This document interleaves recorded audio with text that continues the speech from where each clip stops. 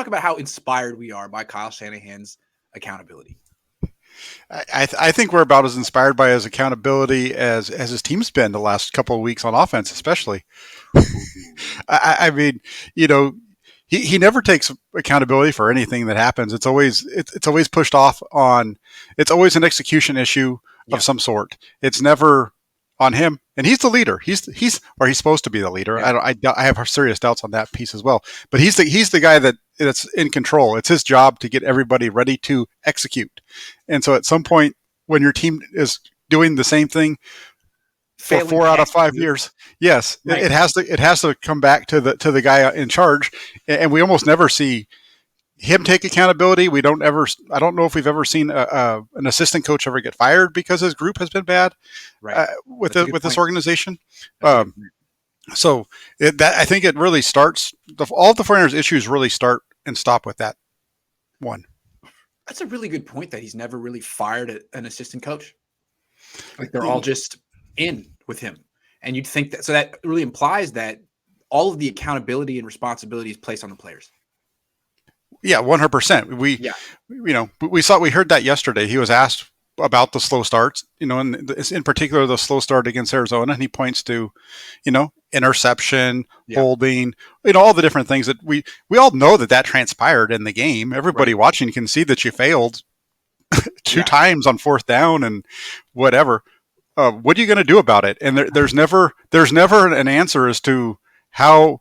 There's never an in-depth answer as to this is where we're failing. This is what I want to do to get it better. There's never anything like that. And I can understand to an extent, but there's got to be a little bit more to it than what he's putting out there. Jack, so I was at the game. I was in Glendale. And my one question after the game, everyone's asking like really specific questions about details in the game. To me, it's like you just lost three in a row. And you got big. So I wanted to go big picture. And I said, your offense really has had trouble scoring points in the first half 4 games in a row. I said, other than execution, why do you think that is? Like, don't say execution. And he just looked at me and he said, well, that's a broad question. Yeah. I mean, what do you got? Tell me something, man. Give me something. And he never gives you anything. It's like, he's looking at you like, I'm not going to incriminate myself. I'm just going to plead the fifth. Great, but that's not inspiring your fan base, your players, anyone anymore. I think at a certain point, you're going to owe people some answers, or you're going to get fired like everyone else does, given your results. Because everyone understands you. Everyone's giving you excuses, and now you're not giving people reason to do that anymore. Yeah, and he's been given excuse after excuse after excuse, and he put himself in a position by finally taking a quarterback that supposedly he wanted. And so now the biggest excuse he's had throughout his career is gone. And so if the team continues to play the way that they played on Sunday, I understand that Lance is a rookie, but he's had success with rookie quarterbacks in the past. Correct. And guys who aren't even as good as Lance have put up better numbers in their first start with Shanahan. So yeah, there's definitely some issues here. It really comes down to leadership, I think. I agree. Nathan says Kyle Banana Hand better get it right during the bye week. Averaging 7 points the first half of games is not a good look. Do better, Banana Hand. Where's the creativity? Actually, the last 4 games, it's 21 points in 4, so less than 7. Yeah, that's alarming. You would think a good offensive coach would have better scripts. Yeah, and I think if we go back and we look at the last 2 years as a whole, really since 2019, you're going to see a similar trend. I kind of went back and looked at it a little bit the other day, and of the 5 years, the only time they've averaged more than a touchdown and a half over the course of the first half was in 2019. Their lowest number was obviously in 2017. Got a little bit better in 18 and 20 are about the same, and so is this year. One more thing about Kyle and this team in particular. It doesn't have an identity. And again, that's not Jimmy Garoppolo's fault. It's not D'Amico Ryan's fault. It's not Trey Lance's fault. This team doesn't have an identity. In 2019, it did. And to me, other than having a kick-ass defense, the identity was they could pretty much run the ball at will. There was nothing you could really do to stop them when they were clicking. I mean, really, they were going to outsmart you. They had great blockers, great runners, great schemers. They could run on you, and they did.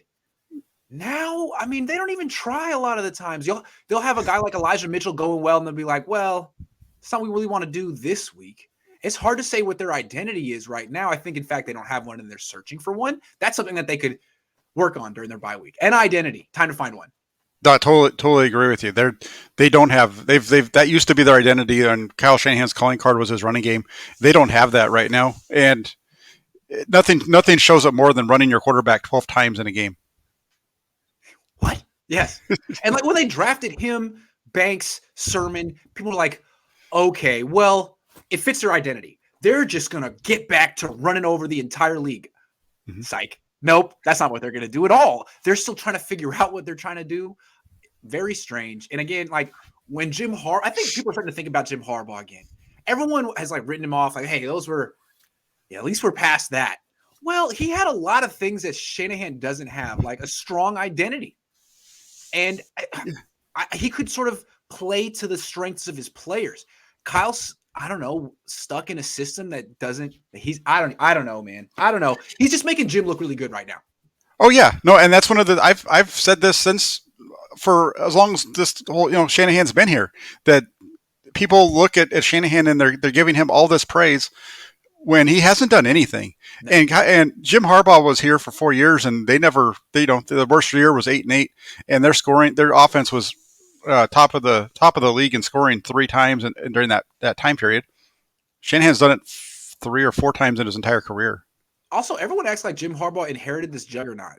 Look, I lived through those years. That team was relentlessly underachieving. Also, they had 3 great players that were established on that team when he came there. Frank Gore, Vernon Davis, Patrick Willis. Just Joe Staley hadn't emerged yet. I mean, he was a starter, but there were questions about him. Navarro Bowman was a backup. Ahmad Brooks was a backup. Ray McDonald was a backup. He kind of remade that team. He took a good core and made it a good team. And absolutely, there were a good core, like you said, and everything you just said is spot on. They took and they built all around it, and he had the ability to make people believe in what he was doing. He was a leader, right?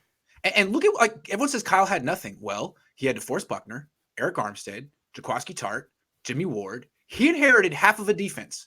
He also inherited Joe Staley. I mean, certain things. Also, he had a ton of cap space and the number 3 pick in the draft. What did he do with it? What has he built? Is he really the kind of guy that you just give carte blanche to in an organization, or has he been over promoted to? Pretty much. Yeah, no, he's pretty. They've pretty much thrown away their draft picks at the top of the draft. They've hit on some guys in the middle rounds and late rounds, whatever, and brought in, had some unrestricted, undrafted free agents that have hit. But in terms of top level players, they failed there. And they don't develop anybody. The guys that they get continue to be who they are throughout the majority of their time they're here. We're going to get to the Brandon Ayuk situation. Those are the kind of things that just didn't happen under Jim Harbaugh. So before we move on, I had a theory this morning that he's coaching like a guy who's on the hot seat, whether or not you think he is. His relentless short-sightedness, not really coaching. We're going to talk about the young guys, not really prioritizing them, actually giving Mohamed Sanu more targets than Brandon Ayuk. Do you think that Jed could be losing his patience? Because he is a very impatient Niner fan deep down.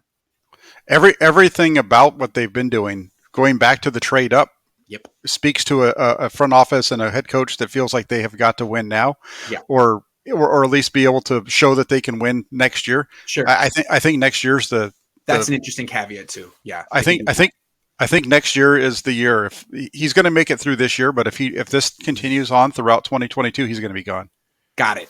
So he most likely will make it through this year as long as he doesn't pull a Chip Kelly or something like that. But next year, if he misses the playoffs this year, he'll be lucky to get his job back, and he'll already go into the season as a guy in the hot seat, which is almost like being a lame duck coach. Very interesting. For sure. I mean, right after getting an extension, it seems wishy-washy from Jed, but at the same time, you got to react to the evidence you're presented. I mean, the mistake was giving the extension off a Super Bowl loss, my opinion. But you can't undo that mistake, and you don't compound a mistake because you made one 2 years ago.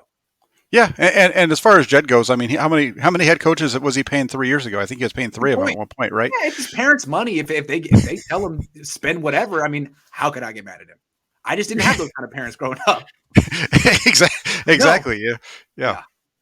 If Jed York fired Kyle at the end of the season, how much of his contract would the Niners have to pay him? All of it. All of Whatever's it. left. Yeah, I don't think Mark Davis has to do that with Gruden, though. No, I think that's separate because that's not different reasons. Good for Mark.